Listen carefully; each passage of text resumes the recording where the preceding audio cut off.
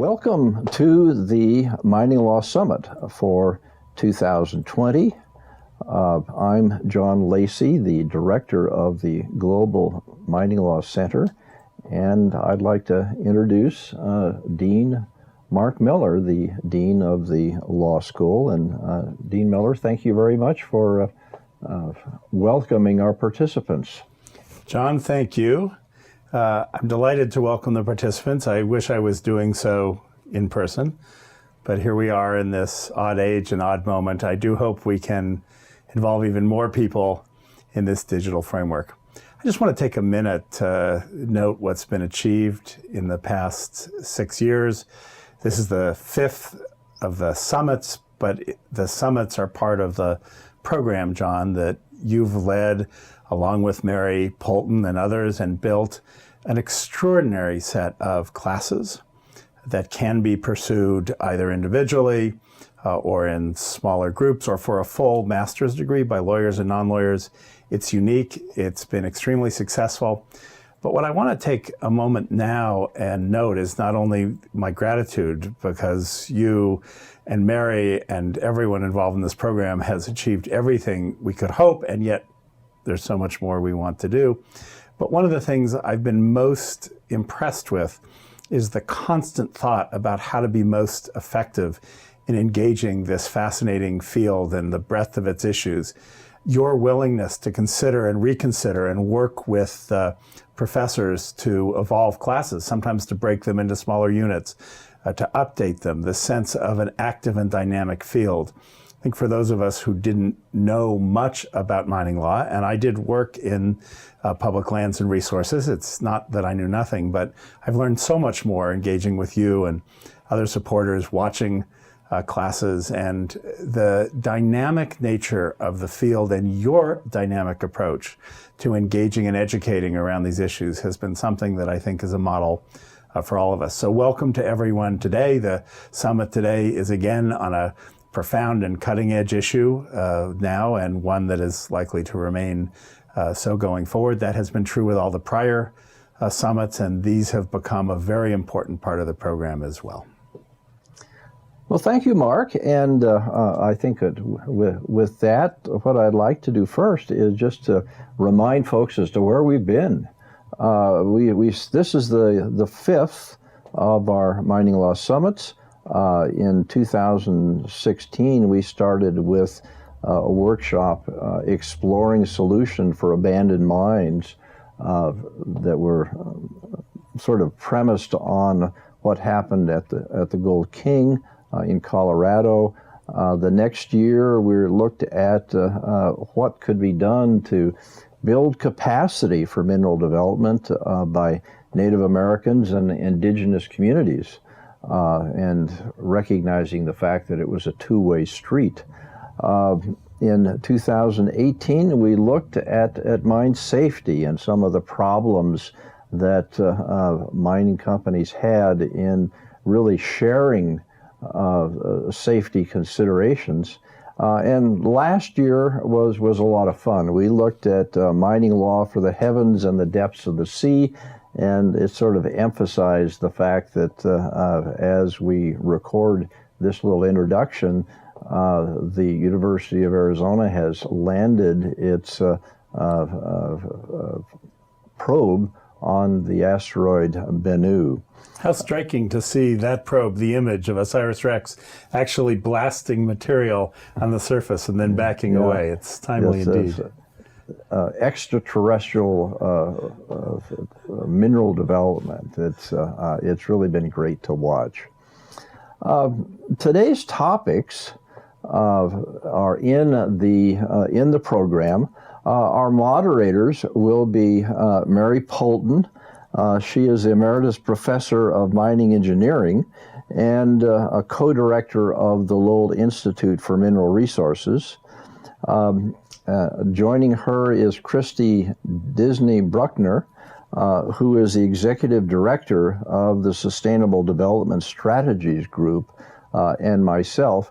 And I will add, too, that Christy is in the process of developing the sustainable development courses at here at the law school, and it's expanding on some of the work that's been previously done by Luke Danielson, the founder of the Sustainable Development Strategies Group.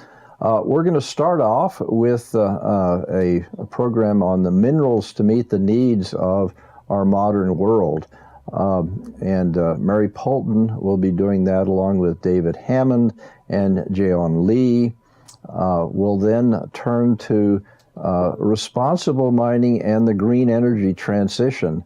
The participants here are associated with the World Bank and looking at some of the financing or the effect of the World Bank and some of the financing issues. We'll then turn to the initiative for responsible mining assurance. This is, we're looking at Amy Boulangé, and that one will be co-directed or co-developed by Ashley Smith Roberts, who is the senior director at the Sustainable Development Strategies Group. We'll then turn to current developments with Melissa Sanderson and Cassie Boggs. And we're going to wind up with a technical panel on the use of technology and social media as a mechanism to respond to community concerns. And I'm looking forward to that as sort of a wrap-up. You will have the ability to pose questions to the folks that are making these presentations, and just look to the instructions on the materials that you have. So with that introduction, let's turn to the topic 1, minerals to meet the needs of the modern world.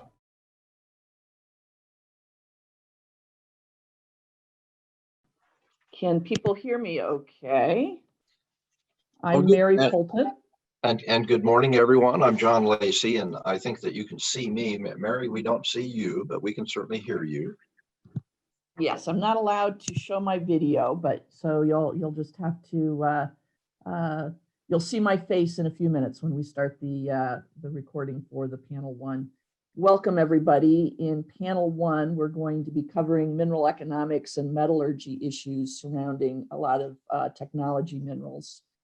Remind everybody that the chat function is turned off in terms of questioning, but you can use the Q&A icon at the bottom of the screen, and we will discuss questions at the end of the panel. So without further ado, John, I think we can launch panel 1. Yeah, and I think that I would add to Mary that some folks have asked about the materials that might be referenced during this conference. What we're going to do is to create a file as part of the summit program. And so to the extent we have either papers or references that people can look at on the internet, we'll post them there. All right, thank you, John. Let's go. Well, welcome to the Mining Law Summit. I am Mary Poulton, and our topic today is going to be minerals to meet the needs of the modern world. And I'm the panel moderator, Mary Poulton. I'm Distinguished Professor of Mining and Geological Engineering and co-director of the Lowell Institute for Mineral Resources at the University of Arizona. And I'm joined today by a couple of august panelists, Dr. David Hammond and Dr. Jaeheon Lee. And I will let each of them introduce themselves. So Jaeheon, let's start with you. If you could introduce yourself. All right, thank you, Mary, for introduction. Hi, my name is Jaeheon Lee. I'm an associate professor in the Department of Mining and Geological Engineering at the University of Arizona. I'm a material science and engineer and a metallurgical engineer by training. And then focused on extractive metallurgy side. I've been in the department for about 6 years, and before that, I spent some time with the global mining company like Newmont Mining and Barrick Gold. So those two gold mining company working on different corporate project and research and development, innovations, and an operating support. Even if I work on a gold mining company, I mean, I have a experience on some base metal project too.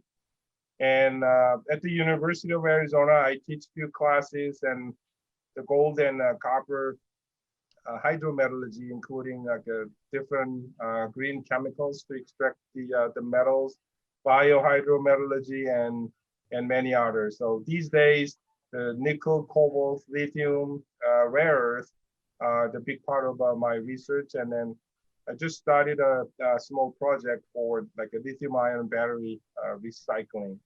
So thank you. Excellent. We look forward to your comments this morning. Dave, could you introduce yourself to our viewers?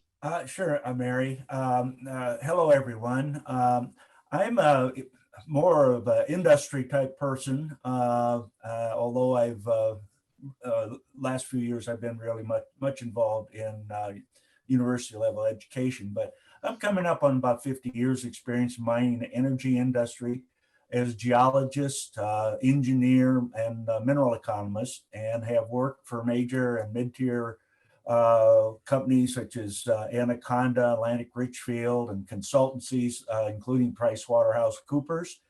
And I was an officer with International Royalty Corporation during the life of that company.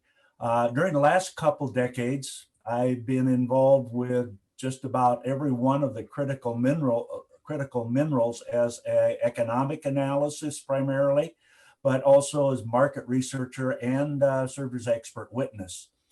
I'm also involved with mineral appraisal and commodity education at the university level, and I've been with volunteer with ABET for the last 15 years and have served as commissioner on both engineering science programs. Well, thank you. And thank you both. I think that you both bring a wealth of knowledge to this topic. And I look forward to your comments today. I'm going to kick things off by talking a little bit about some of the buckets of minerals that are of interest to us. And in particular, breaking this out into some categories of technology minerals. And so first is all of the computing and communication devices that we're using, the phones, tablets, laptops, et cetera. So those all require materials. Then we have the cloud services that connect all of these devices to the internet. That cloud service is anything but weightless. There's a lot of material use in those services. Both of those require energy infrastructure to run, and quite a bit of energy actually. And then there's energy storage associated with that. Then we have the whole growing electric vehicle market, and then finally national security. And I want to take each of these in turn and just give our audience a little bit of background about our consumption. And then we'll get a deeper dive into some specific mineral needs here.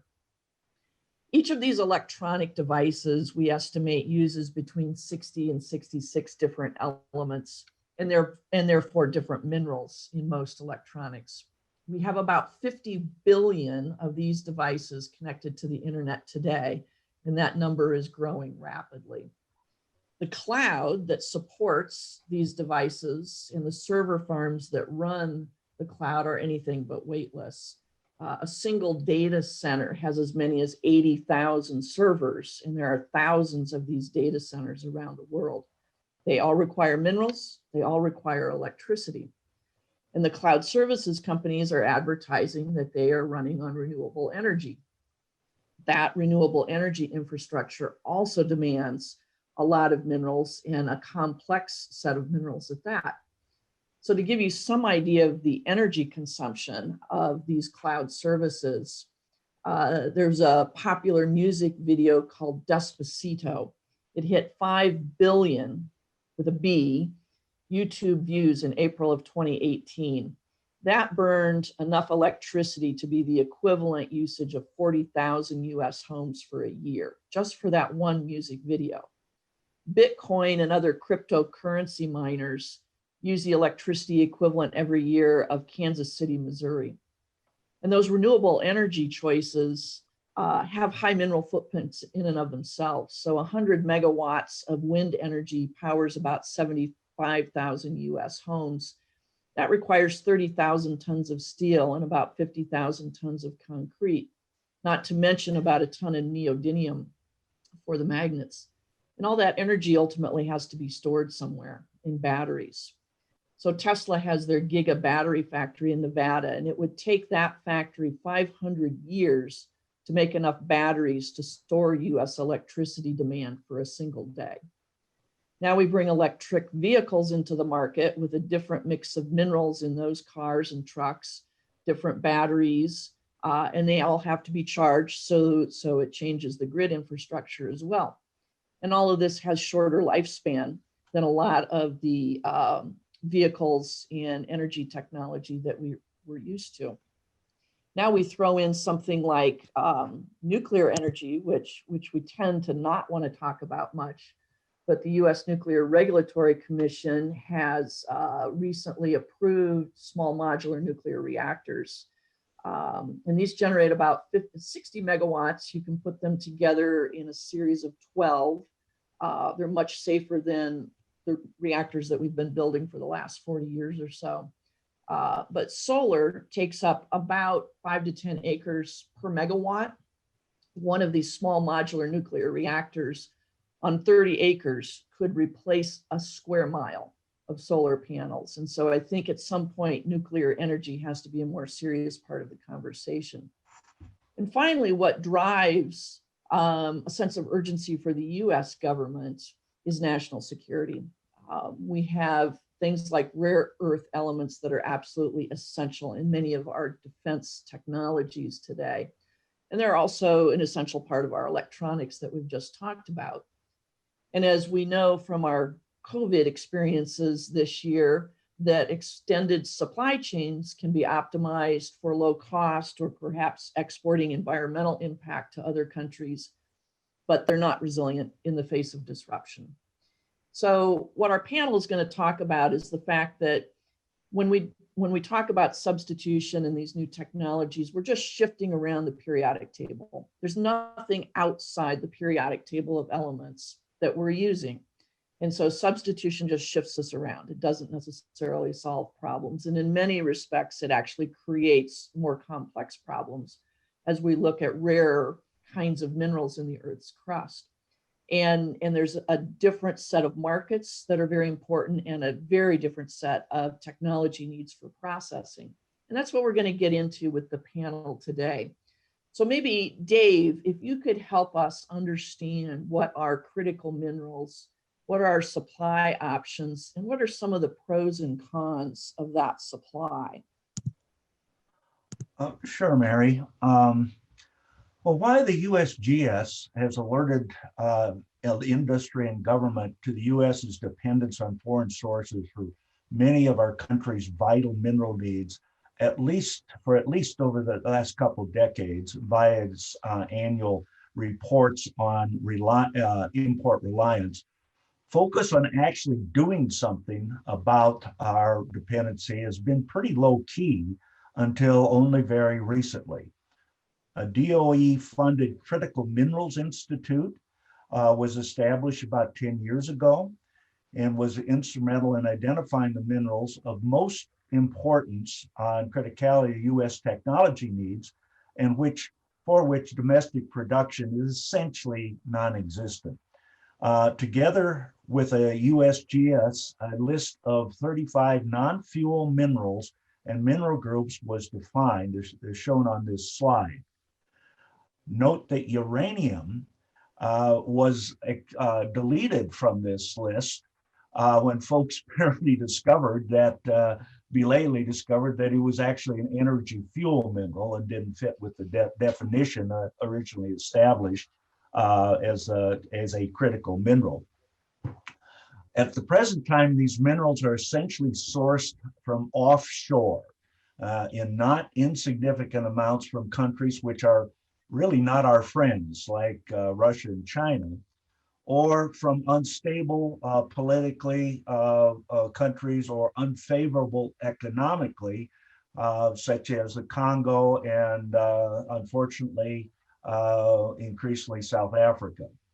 It's also important to recognize that the issue is not only access to primary mineral supply, it's also the processing of raw materials to their usable forms, such as metal or metal alloys. The capability to do so in too many cases is no longer available in the US, or it never was a capacity that had been established here. And again, we must depend on sometimes questionable benevolence of others to provide to the US what we need. In the cases such as rare earths, even if the ores containing the critical materials can be extracted here in our country, they must go to someplace like China for processing and fabrication into usable products such as magnets. The fact of life in today's world is that China essentially controls 100% of the processing for rare earths to get into these forms that go into the products.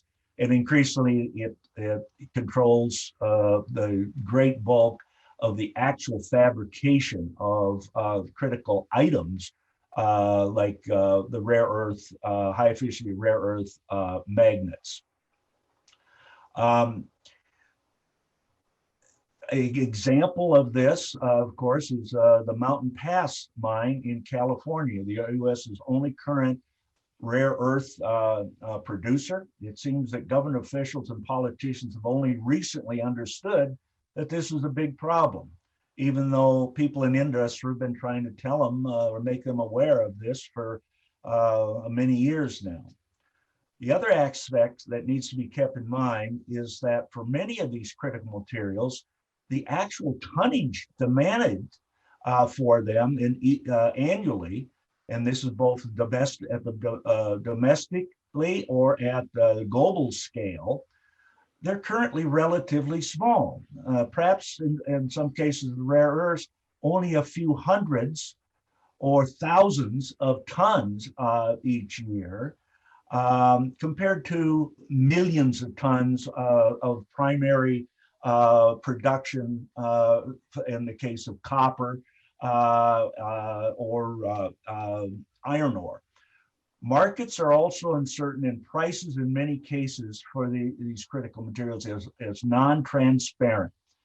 The implication, of course, is that the big and even mid-tier mining companies will never get involved in producing many of these critical materials other than as a fortuitous byproduct from the base metal or other materials that are the primary product at their operations. So the deep pocket capital needed for developing mining and processing of these critical materials is not available from the private sector in most cases. The small volumes and uncertain pricing really makes many of the critical materials unattractive investment candidates. Add to that is the fact that some of the critical materials involve tough metallurgy and the associated cost of getting them into a usable form. The small and specialized markets mean that dominant suppliers and processors, again, China as an example, can manipulate the selling prices to accomplish political objectives. Obviously, with continuing advances in technology and new application demand for many of these critical materials, that will continue to grow in the coming decades. But it's unrealistic to expect that the needs in tonnages or the volumes will never achieve the numbers that we see in base and other industrial mineral sectors. Supply will grow as well, as there are many geological environments which contain these minerals. We always say in the case of rare earths, well, they're not really rare. They're just kind of unusual, and the economic concentrations of them are sometimes hard to find. There are many geological environments which contain these minerals, but they just haven't yet been evaluated for their technical or commercial potential. Examples in progress or just beginning to be researched are rare earth elements in coal and coal combustion products, ocean manganese nodules, trace elements associated with iron ores, geothermal waters and brines, particularly there for lithium, onshore paleonodule beds, which are just starting to be looked at, and laterites. And this, of course, in addition to exploration for conventional geologic mineral occurrences. But incentive for the project sector to conduct this work is today highly speculative and problematic. And of course, lastly, we must add the environmental considerations involved with mining processing for most of these elements. These are often substantial and generate enormous quantities of waste to obtain relatively small amounts of useful material. The absence of participation by deep pockets, socially concerned and technically knowledgeable major mining companies who can address these environmental problems heightens concern about the potential impacts in society in both developed and the third world countries. Does that answer the question or help answer the question, Mary? It certainly poses for us that we've got not only hard science and technology problems to solve, but there's a very big geopolitical market problem here as well. You covered the good thing that all those, our mining and metallurgical, the scientists and engineers urged the government to do something and a long time ago, but not much had happened so far. So let me ask you a question. And I know there's the President Trump executive order. So what does the executive order do? The other attempts that we have so far at reducing our importance, import reliance, that has not done before. So can you comment on that, Dave? Sure, Jaeheon. And this is a very interesting recent development.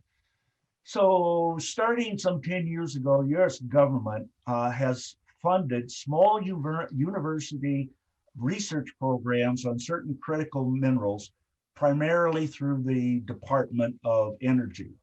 The focus has been almost exclusively on rare earths and the technical possibilities of extracting them from coals and fly ash. I think that this preference or focus on the coal sector has really been, has had the objective of how can we preserve our coal industry in the United States as we're decarbonizing the electric generating sector.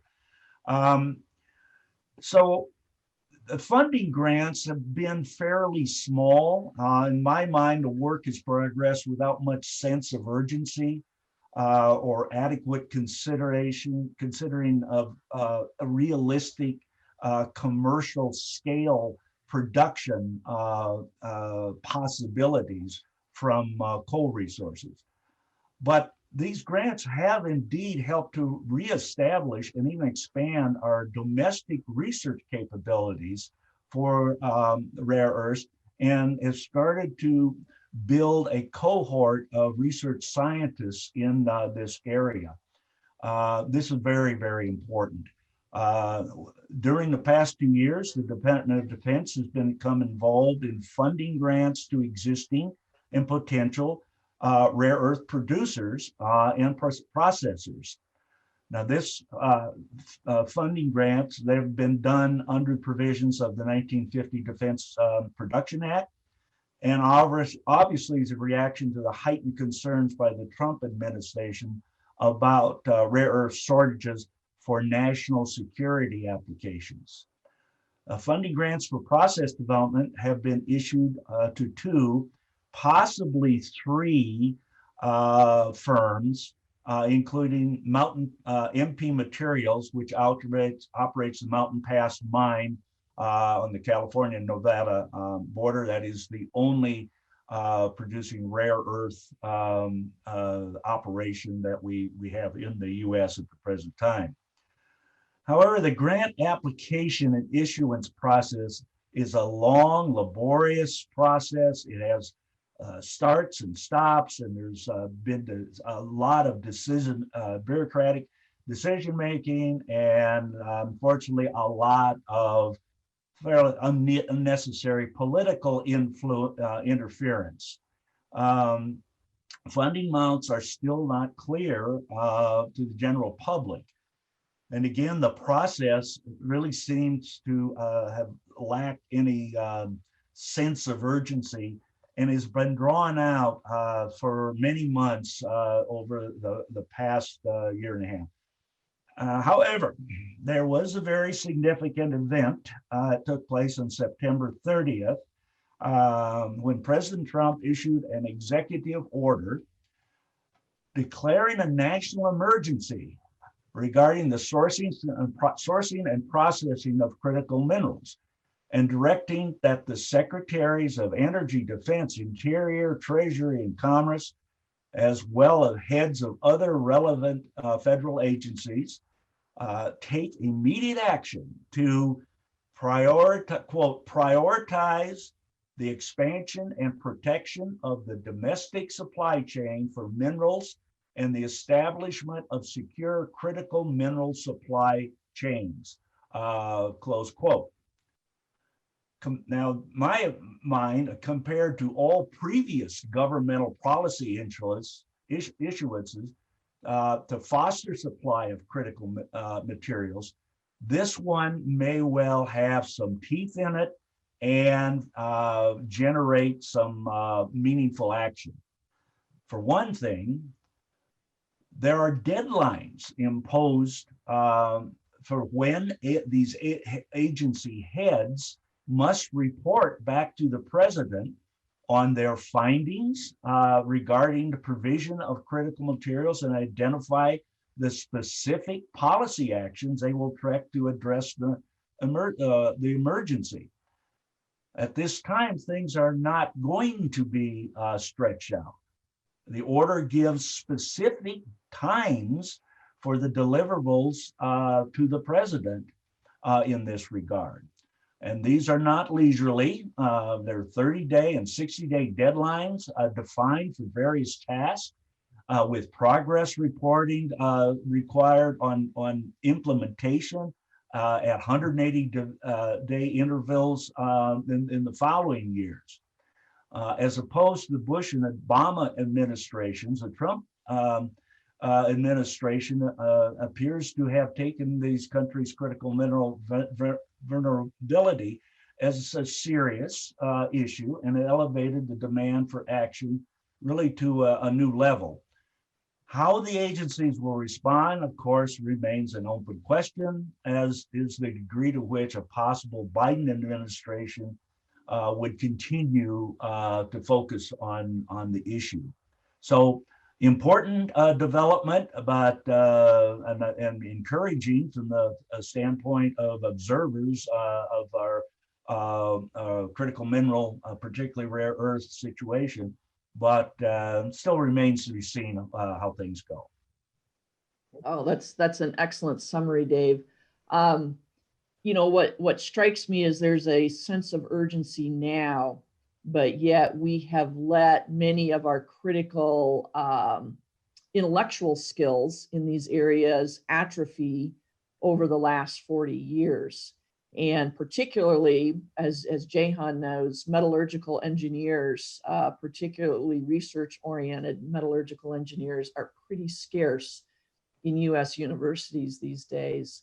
And so Jaeheon, because the metallurgy, the processing is such a critical piece of being able to produce these more exotic technology minerals today. Could you talk to us a little bit more about why the processing is difficult and just kind of educate us a bit on this? Okay, sure. Yeah. I mean, before that, I didn't know that the executive order was the starting point of those the rare earth project from the coal and the coal byproducts. So I think I learned a new thing today. So rare earth. So most of the production of the rare earth elements is from the mineral we call the monazite and bastnasite. So the processing those ores need a different process. So we call the mineral processing. Usually we do froth rotations and gravity separation, sometimes magnetic separations. And then we also need to extract, leach the material using sulfuric acid and hydrochloric acid.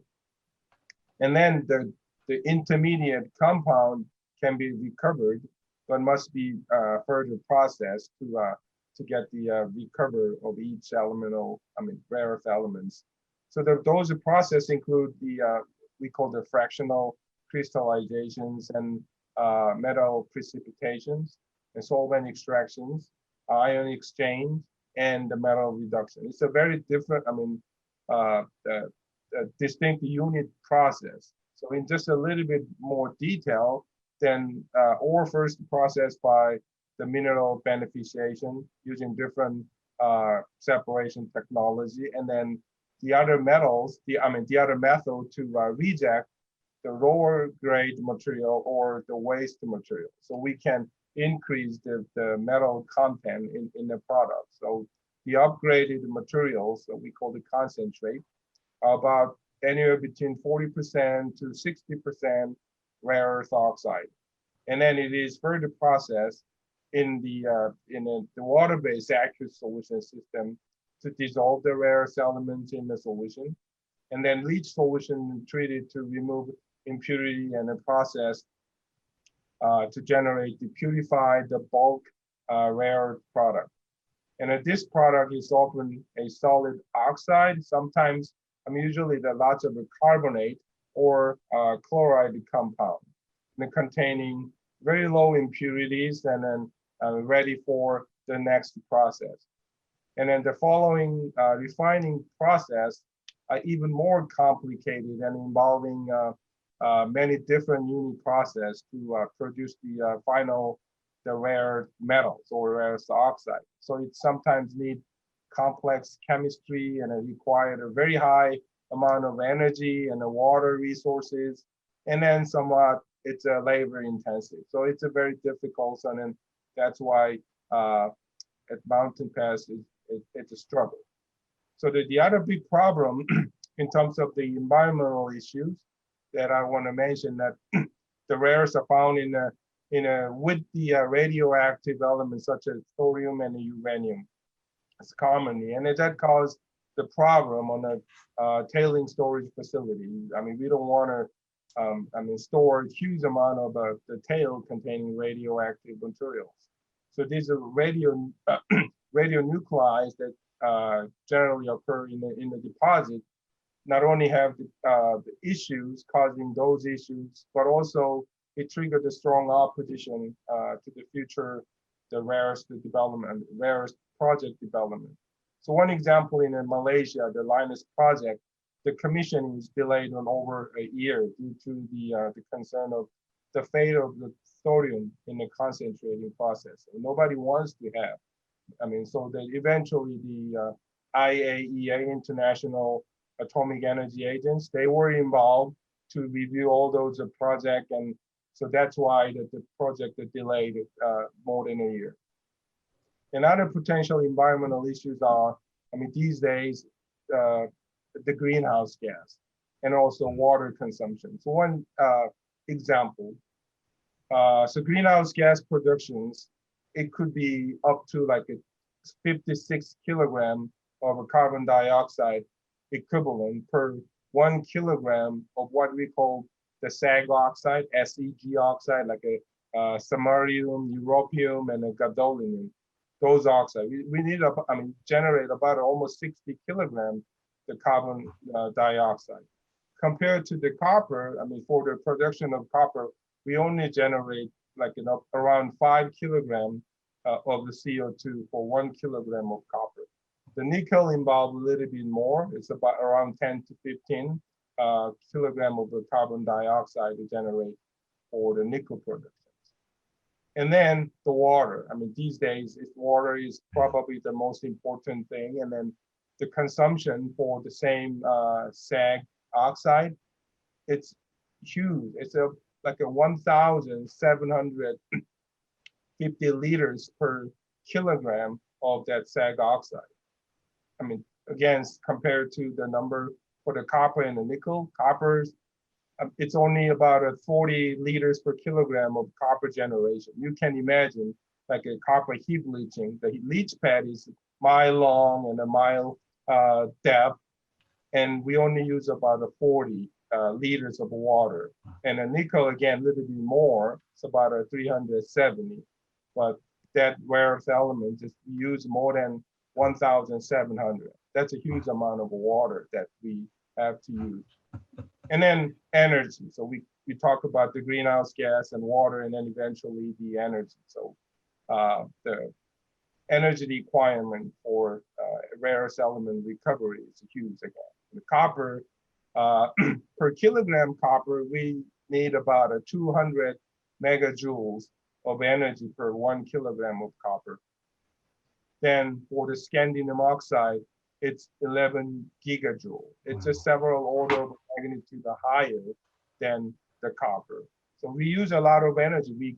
People said for the electrowinning, the rectifying the electricity, we consume huge amount of energy for the copper, but compared to the rare earth element, it's nothing. So that's why it's a very expensive and energy intensive, and it's difficult to recover those rare earth elements. Wow. I have to say, I had a sense of the complexity, but I had no idea of the amount of energy and water, Jaeheon, that was involved in this. And, for our audience to understand this a little bit, we're dealing with very complex minerals in terms of chemical formulas and crystal structure. And in many of the technology, metals and minerals we're talking about, the element that we need to extract is actually a contaminant within the crystal structure of these minerals. And so it's a lot more complex geology, mineralogy, and metallurgy to deal with that. And because of that, we do have very complex processing streams. Wow, that's eye-opening, I think, for me and for our audience. Jaeheon, so the Mountain Pass mine, which started, I don't know, some 20, 30 years ago, as the only U.S. producer of rare earths, and unfortunately had gone through a number of ownership changes and some shutdowns due to the environmental issues that probably related back to what you just, some things you just covered. But today, it's back producing a rare earth concentrate, but it goes to China. It's exported to China for all of the final process and the extraction of the actual rare earths. Why is this? How did this come about? Yeah. That's a great question. So, one of our graduate students actually now work at the Mountain Pass mine, and then I talked to one ex-employee several months ago, and I was told that their rare earth concentrate, and as I mentioned, that's about a 40%, 60% degrade. they produce their rare earth concentrate using different the separation process, flotation and other methods that need a further processing. And it requires, as I said, a lot of energy. It generates way too much greenhouse gas, and their operating costs, including labor, that's really high. So the processing itself is not simple. So, I mean, one example is we can extract, for the copper case, for the solvent extraction, we can use a specific organic extractant to extract over 90% copper in just a two-step. So one example is 80% efficiency. We extract once, we can extract 80%. In a second stage, if we can extract 80% of those 20% remaining, we get 96% efficiency. But most of the extractant that we use in a rare earth, that efficiency is not even 50%. So some of them is like a 20, 30%. So you need sometimes 10, sometimes 20, even 100 steps to efficiently concentrate those rare earth elements in an aqueous phase or even in an organic phase. So you have to use that huge amount of the chemicals, and it's a mixed cellular. You have to use the power, and it generates a lot of the off gas, and it causes environmental issues. So, I mean, you can Google the rare earth solvent extraction mixed cellular. You can see the series and a parallel connected rare earth mixed cellular pictures that you can easily find in the Google. Wow. So in the U.S., with the current situation and the condition, it's I would say it's practically not possible to process in an economic way. So you process it, you sell it, you got to make some money out of it. So all those the concentrate are shipped to China. So they use the less restricted environmental regulations with a cheap labor. So it is possible for them to process those rare earth oxide that produce in the United States. And they already have a plant in the many and the locations in China that's available. So getting more material is not a burden. I mean, but in the U.S., we got to have all those. We got to build a new plant, and that's cause another like a capital cost and of course operating cost.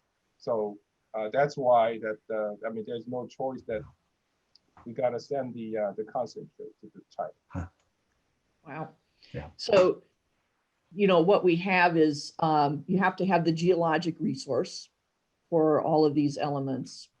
Each one of those geologic resources has a different set of needs for the extraction. The metallurgy will be different depending on what that geologic resource is. And we won't necessarily know the environmental footprint until you know the technology for the separation or the geologic resource as well.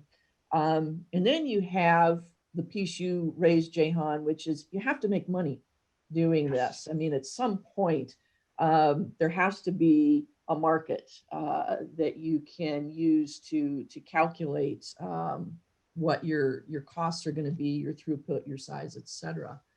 And so, Dave, you had mentioned there's a very wide variety of geologic resource.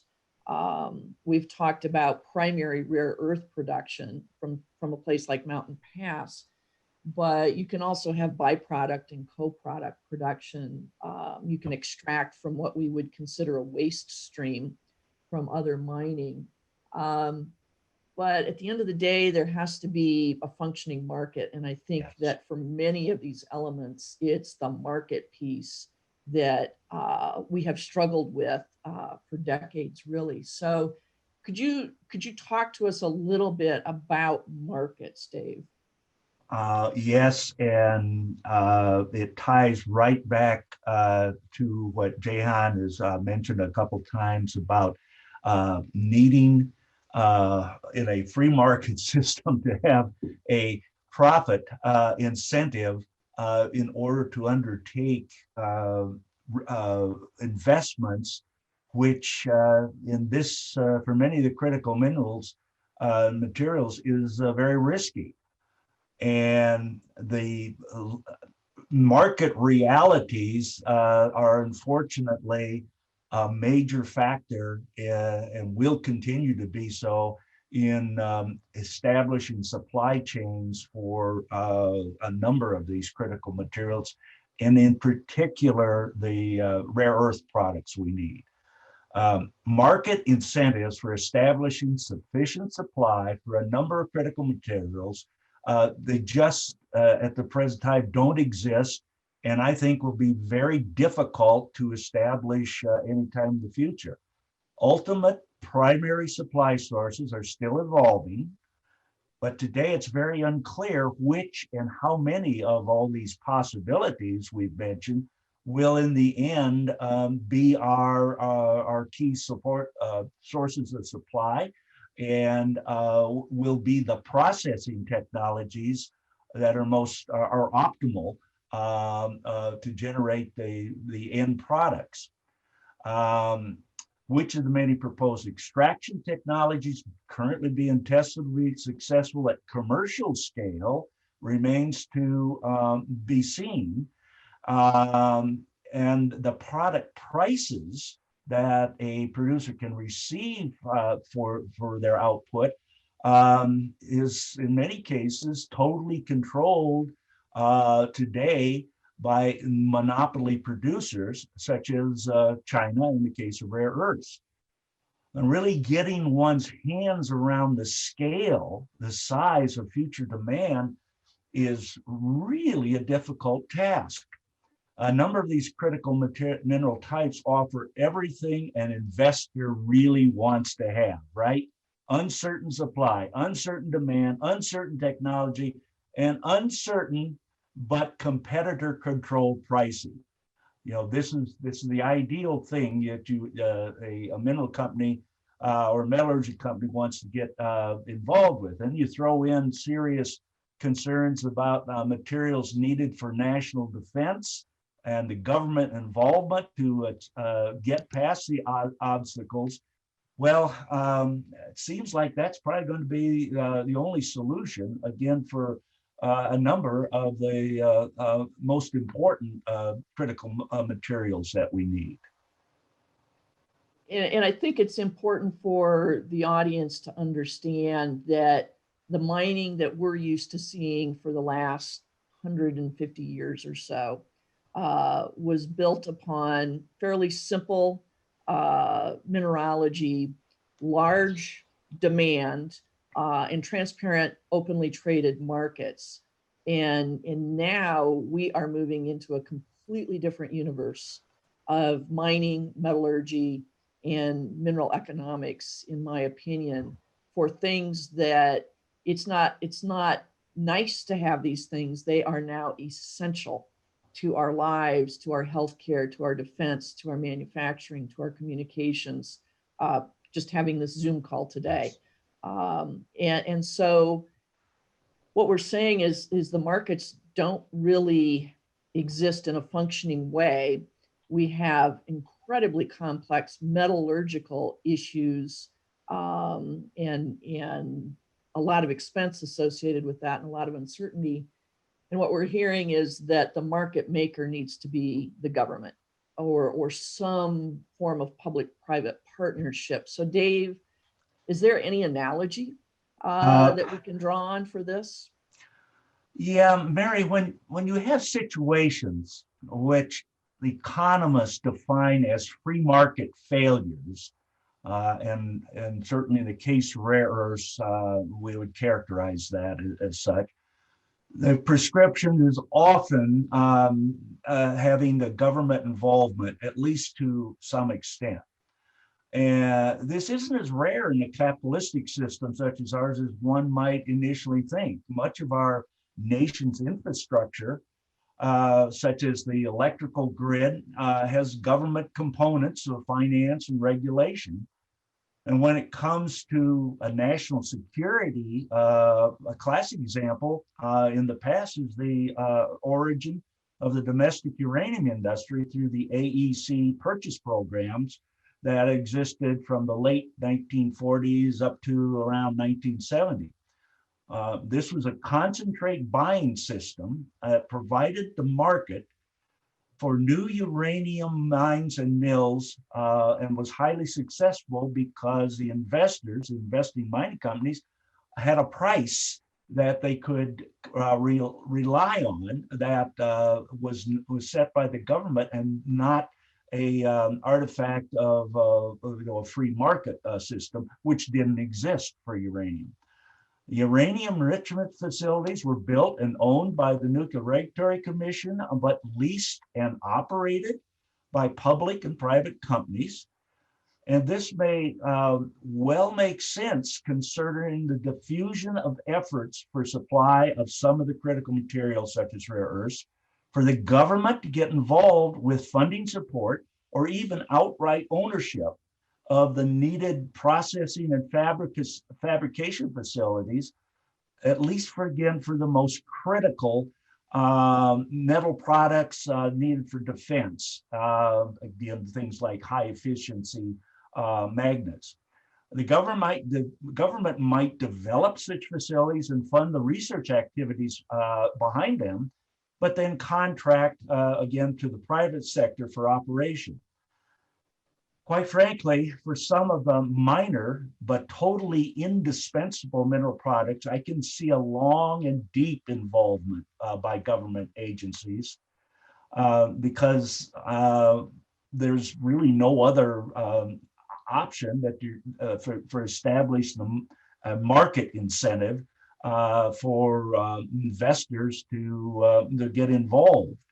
Now, there is one and somewhat radical alternative that's been proposed, and that's the concept of a rare earths metals cooperative.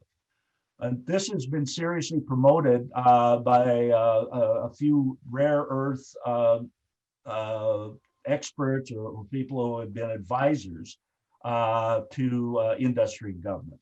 And what this would entail is a group of end-use consumers, such as a high-tech product manufacturers, maybe automobile companies, aircraft makers, and not unlikely even the Department of Defense, to form an entity which could build and operate the needed processing facilities or encourage the development of such by others through price and offtake guarantees.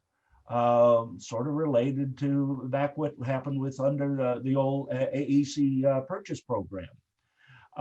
Such a construct would require major antitrust exemptions or waivers in view of the current restrictions on the private sector firms getting together in such a cooperative. But this is an active idea, and it turns out legislation to do exactly this, formation of a cooperative, has been developed by offices of Senator Marco Rubio, and it looks like that's going to be introduced into Congress in the very near future. Wow. So we have historical precedent for doing new things, basically. And, you know, what we're seeing here is that we're dealing with new kinds of geologic resources, new kinds of mineralogy, new kinds of metallurgy, and the need for new kinds of market solutions. And so all of this is, again, not the mining that we did for the last 150 years. So Jaeheon, it seems to me that we are going to really need some additional breakthroughs here in technology, but research support and growing that cadre of academic researchers working in this area. So what do you think are some of the breakthroughs and some of the needs that we have for these challenges going forward? I mean, rare earth ores is very complex and difficult to treat, and sometimes developing a flow sheets take a long time. And first, the overall geology of the deposit and the mineralogical information that we have to have, solid background. And luckily these days, There are very advanced technologies such as ChemScan, MLA, and SIMS, and all those microanalysis technologies available. So we can have those information. And then the series of metallurgical tests has to come based on those information that we obtain from microanalysis. And it included comminutions, beneficiations, and hydrometallurgy, and if possible, pyrometallurgy. And these days, lots of lithium projects comes in a clay material. So, I mean, comminution is less important, but that doesn't mean we can just provide the comminution. It has to be a whole package, not just focus on one area of the whole the project. And then one of the key things that I think it's develop a better separation technology. As I said, it's a copper solvent extraction advanced so much. So the hydrometallurgical electro 1 copper production skyrocketed since the development of a solvent extraction in 1980s in the US and in Chile. So it started with the General Mills, that the cereal makers, right? The League 64, that's one of the most used organic extractant. So they're following them, and the Cognis becomes BASF, and a Cytec becomes Solvay, and they invested a huge amount of time and effort to develop those organic extractants. So, I mean, we talk about the cobalt and the nickel, and the nickel cobalt is number 27 and number 28. It's so close, so that's why it's difficult to separate the nickel and the cobalt. If I put the flow sheets of a nickel and a cobalt, then everybody's going crazy. It's just so complicated. We do the similar thing and repeatedly to recover high grade the cobalt. And it's rares, it's from what? Like a number 58 to 71 and a 90 to 103. It's closely packed. So no wonder it's difficult to separate. So those global chemical company got to do something. But as we mentioned, that it's a market. So $20 million, 20 million tons of copper with about $3 per pound. That's $130 billion business. And I picked expensive one, neodymium. So it's the source for the strong magnets that everybody had in the phone when it's shaved. It's the overall the production is about 7,000 tons, only 7,000 tons, but the price is $50,000, and it's about $350 million business. It's a market. It's a lot of money. I mean, no doubt, $350 million is a lot, but it's only 0.26% of the total copper market. So the Solvay these days and the BASF, they are not interested in making a new extractant, because I mean the pie is too small to be shared. So that's the reason that the chemical companies, I mean, they more focus on the copper, nickel, and the cobalt. So it's I mean, frankly, it's a lot cheaper to buy those elements from China than developing the technology in the US. It's sad, but the true story. So it doesn't mean the Chinese have a better technology. I mean, it's the same thing, and they use the same extractant. I mean, they make even like a knockoff extractant to use that in a cheap, price. So and then also they again I mentioned that they have a cheap labor to process and less environmental regulation. So it's difficult. It's an uphill battle. So one thing that we might do is recycling, because of those neodymium strong magnet in your cell phone, it's very high purity. So if we recycle those end of life electronics product and a cell phone and computers and all those things, and that's a good resources, because it contains like 100 times more the metals that compared to the raw the ores. So recycling, I mean, it sounds easy, but it's difficult. I've been involved with like Japan, Taiwan, Thailand, Korea, those relatively small country that recycling is easier, but in the US, it's difficult. And I think the government or state, at least not the federal side, but if the state government, like California, Texas, New York, or some of the East Coast states, if state government initiate some recycling program so they can collect all those the potential resources, I think that's the way that we can develop our own technology to extract the metal and put those back into the cycle. So. You raise a good point there with recycling, and the European Union has had a big push on this for the last decade or so, urban mining, if you will. And Dave, it's almost like a reverse process, because we've taken something that was disseminated in the earth, we've concentrated it, we've actually made it a more complex material, again through alloying, and then we've distributed it across the planet. And now to recycle it and get the economics to work, you have to concentrate it again. And that's an issue. The pricing of recyclable materials is an issue. I mean, I think we all know what we put in our recycle bin every week. At least where I live, half of it ends up in the landfill anyway, because there isn't a market for the recycling. And then we've built complex materials. So it's a bit like saying, I want to take the eggs back out of the cake after I've baked it. And so Dave, do you have any thoughts about some of these economic challenges that we see on the recycling side of things?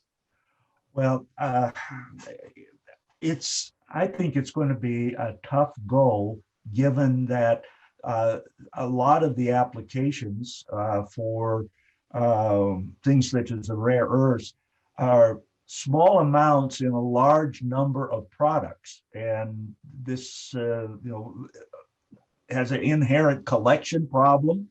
And the metals that you might want to separate and recycle are going to be in combination with a bunch of other stuff that basically we want to get rid of.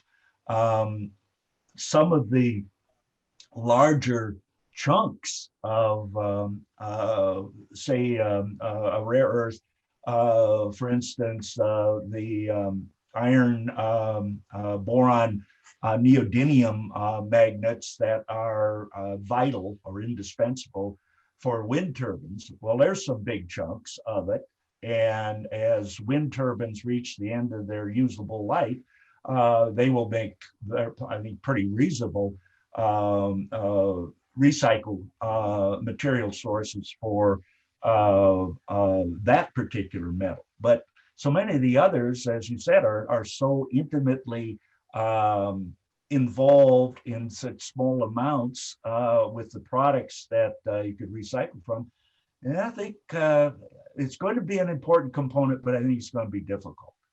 Yeah, and I think it's an area where we absolutely have to have a lot of research focus, because I hate the notion of digging a hole to get these elements out of the ground and then digging another hole to bury the product, because we can't figure out what to do with it. And I think for the metallurgists, you're going to have both of these challenges to deal with. That, how do we purify it from a natural source, and then how do we re-extract it and re-purify it from that man-made source? So this is something I think absolutely there has to be a major international research effort on dealing with recycling.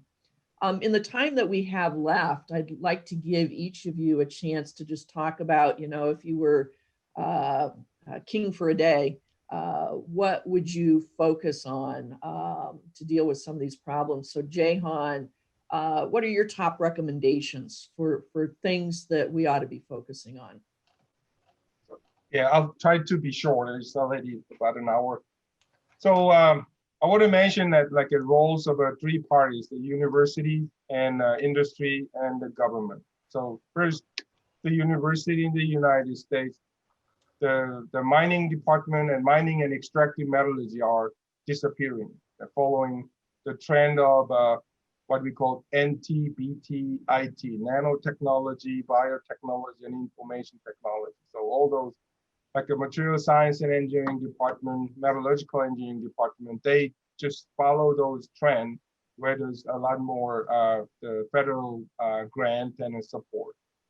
So it's, I mean, there are how many universities? Like just about a dozen universities have a mining program, and then only a handful, less than a handful universities still they kept the metallurgical engineering in the department's name. So I don't think it's easy, but I think university, at least in the U.S., and some universities especially, need to pay more attention in this field to revamp the program. So more faculty need to be hired, and then students get trained so we can have a better program in the university.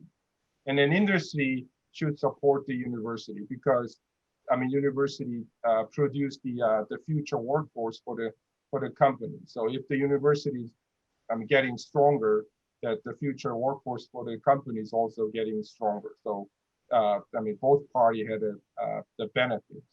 And then this collaborative work, I have to mention about the SME. So SME, they did a tremendous job to revamp the mining and extractive metallurgy program using the career development grant and a PhD support program. So there are, I mean, now we can see the positive result of the SME's effort. And then the company, I mean, of course, there are a few other mining companies support the program. So, I mean, I would say it's been successful. And then now I think it's the right time again for the government to step in to support the mining and metallurgy program. And since the U.S. Bureau of Mines closed their doors, there's not much, I mean, essentially nothing in an NSF side. There's like no government federal research program for supporting in this field. And then there are a few, like they mentioned that the DOE program and the DOD program, a small amount of the funding is available for this the mining and extractive metallurgy. So more federal support is needed, and then university, industry, and the federal government to work together to advance our technology for the sustainable development of those critical minerals. That's my thought. Yep, I agree. Dave, what are your thoughts? Well, I second everything that Jaeheon has said there. I'm totally agreement with that. And I think something the politicians and DOD, DOE decision makers need to really think hard about is what to me is a seeming lack of practical knowledge and understanding when it comes to most of the critical minerals. Why the USGS certainly provides the technical expertise needed for the identification and characterization of the geologic resources, critical materials. My experience over the last couple of years in particular has been that Congress people, their staffs, the agency employees, etc., really don't have much understanding of the real world of commercial mineral production. They really don't understand how mining works, and particularly since the demise of the Bureau of Mines in the 1990s, as Jan pointed out, they don't have anybody inside the government with the expertise, the real expertise to advise them on practical mining and processing aspects of this sector. They hence have become too reliant on outside individuals who usually have their own economic interests to promote. This leads to bad support decisions and, of course, the waste of taxpayer dollars. The identification of which mineral resource types and occurrences which would really merit government involvement to ensure a viable supply chain. Well, this is a complex and challenging issue, and unfortunately can be subject to political influence in the jurisdictions in which a potential project could be cited. So my mind, I've thought about this a bit, but it seems like what may be needed is an advisory commission of some type, but comprised of truly independent professionals with no personal financial drums to beat for a particular critical mineral, but people who have had a long, in-depth understanding of all the components and supply chains providing these minerals that we need, but which we really fear the free market will not ever be able to provide. Many of the mine and process technology projects that are being thrown at government decision makers right now are just frankly not going to pan out. Realistically, they will never amount to supply options which will be able to provide a meaningful amount of the materials required.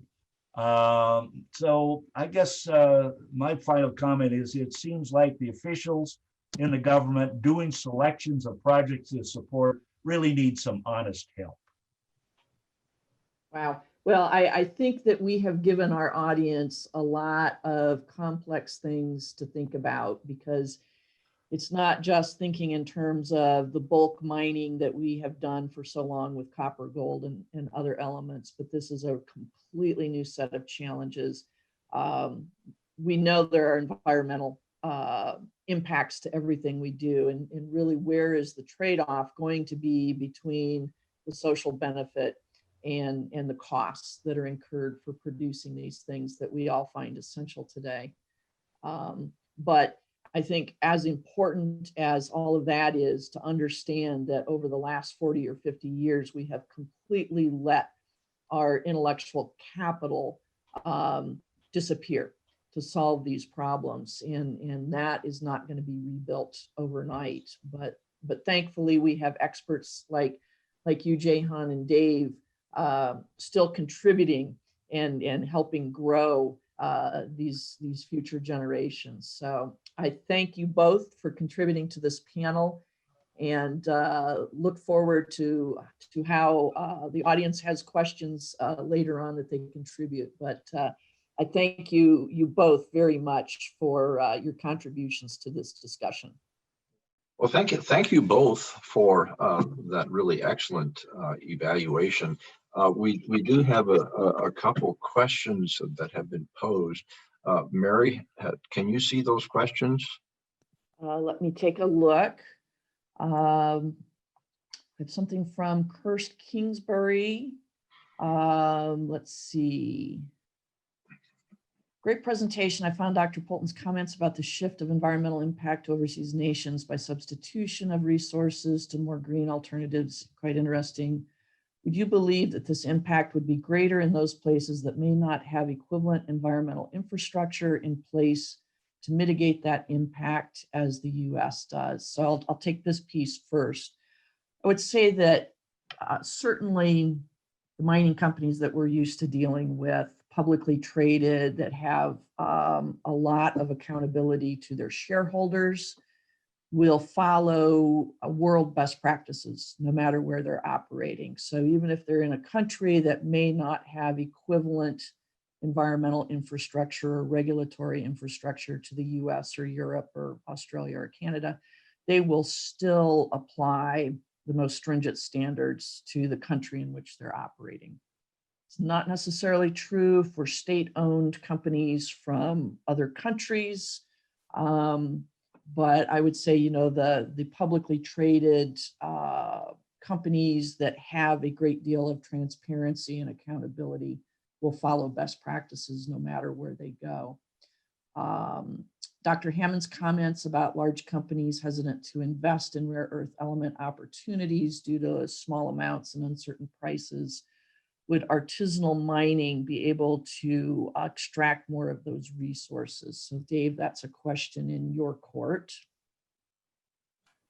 Yeah, thank you, Mary. I think that it's a pretty short answer.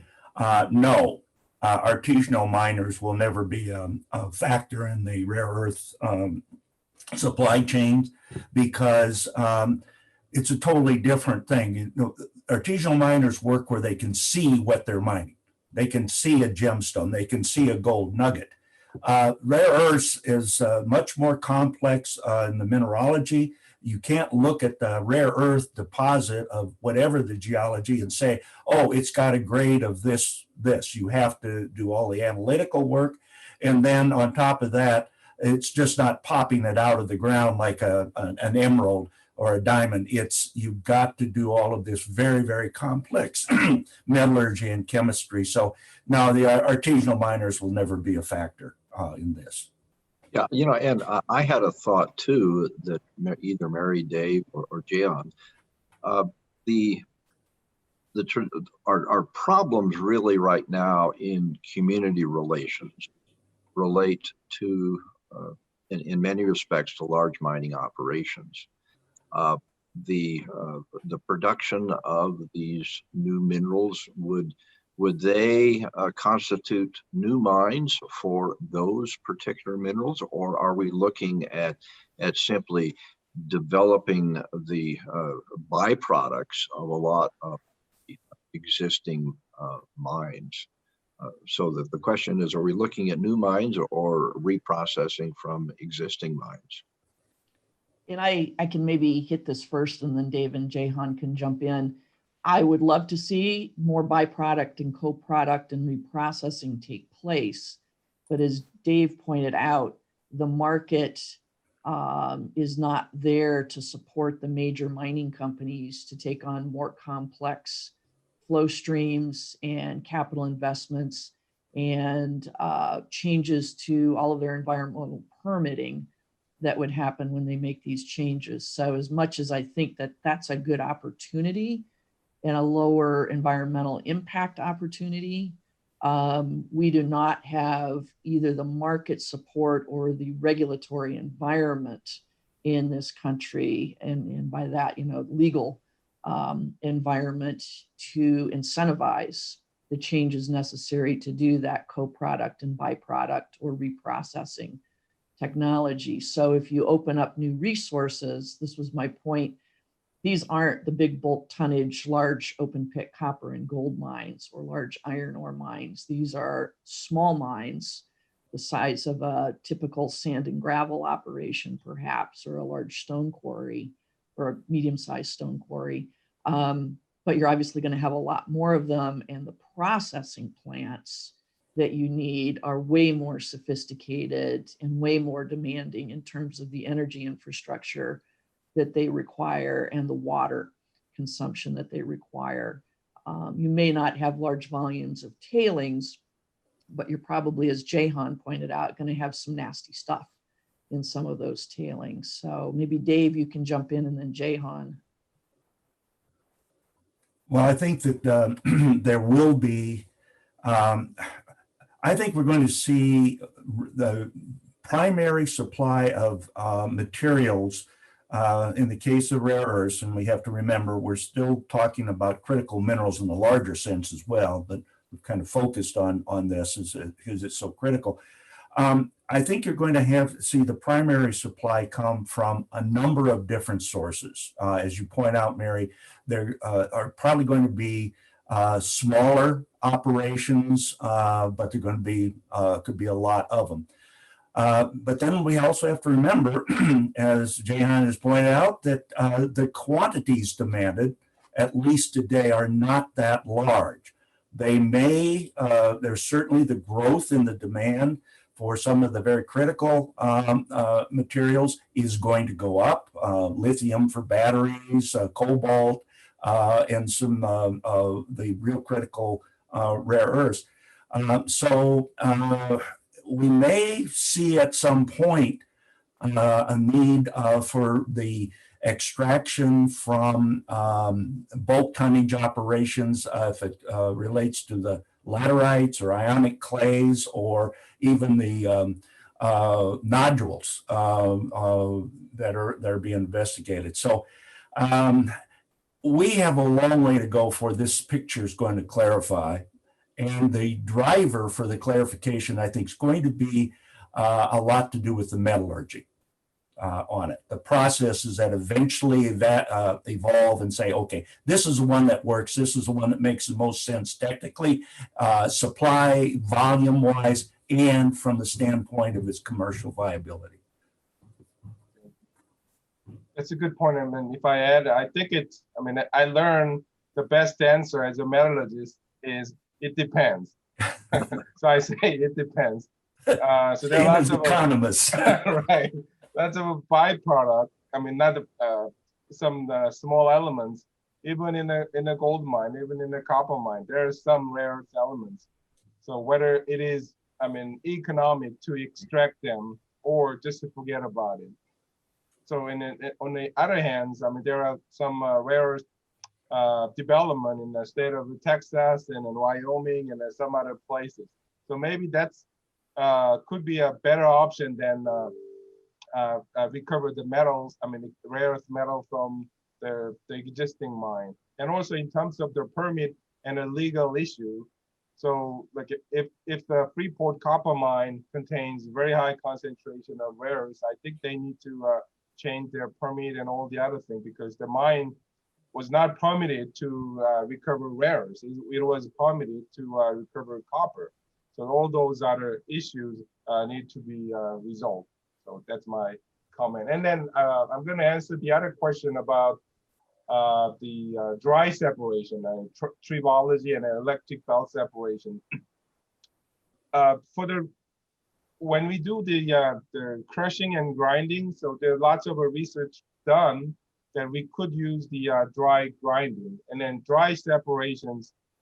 Sometimes even we do like a gravity separation or high media separations, but the efficiency is not there. So if you wanted to use those technology and save a lot of water resources, I think we need to advance this technology a lot further, so we can use this the dry separation technology. We are not there yet. And I thank Kirst for those excellent questions, A+. And then the second question here is concept of strategic metal means demands of the open market system need to be overcome. Profits can't depend on the open market, but need government financial input or a restricted marketplace. China has a clear strategy to exert monopoly power. So all of these factors need to be considered. So maybe Dave, this is probably in your area. Sure, Mary. The answer to that is a big yes. A lot of folks in the government, some folks in the government have realized, and some of the small handful of global rare earth observers have known for years, the Chinese have had a long established policy for utilization of their rare earth resources and production capacity and manufacturing capacity of the end products, such as the magnets, as a both economic and a political issue or force or driver that they can use. Premier Xi Jinping over 20 years ago, back in the 90s, had said, well, Saudi Arabia has oil, China has rare earths. And that's been a major driver of an industry that now employs hundreds of thousands of people, from mining all the way through the extraction and the fabrication of critical materials. And they're not adverse to using it as a political factor or to achieve political gains. The thing that to me, the prices that are represented today on, say, the Asian metal markets posting for a lot of these critical metals are basically unbelievable. I mean, you will not accept that. You would not go forward and build any kind of, put any kind of investment into a production facility or mine based on those prices because, well, frankly, the day that you're ready to flip the switch and start the production running at the mine, that price that was $60,000 a ton in Asian metal market is now 500. Why? They got the order from Beijing that we're going to adjust the prices. So that is such an incredibly high risk. I think the Chinese government has been very astute, very focused on how they're going to manage their supply of critical materials, exports to the world, and for the other purposes. And so it's a thing that we here in the U.S. kind of went to sleep on 20 years ago. And just now, I think, are finally starting to wake up about it.